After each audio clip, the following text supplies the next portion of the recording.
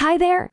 Welcome to our Best Kayak Guide channel. In this video, we are looking at the topic, can a kayak fit in a Jeep Wrangler? We highly recommend you to read the full in-depth blog post by go to the link below. So let's dive in. Your family couldn't be more ecstatic about the new kayak that you just bought. You are planning to go kayaking twice this summer, and you have already made reservations for both trips. But now you're left with the question, can a kayak fit in a Jeep Wrangler? In the full blog post we have written on our website, we have done hours of research and divided the topic into the following areas. Number 1, does your vehicle have room for a kayak? Number 2, should you transport your kayak on a roof rack? Number 3, installing a Jeep Wrangler kayak rack, and some related matters. As I mentioned before, we go into much more detail in our blog post about the above topic. Inside that article, we dive into each of the areas above, covering many more questions around them. Just click the link below, and you can read all about the research we have done on this topic. See you inside the blog post, and let us know if you have any more questions in the comments below. Have a great day, and thank you for checking out bestkayakguide.com.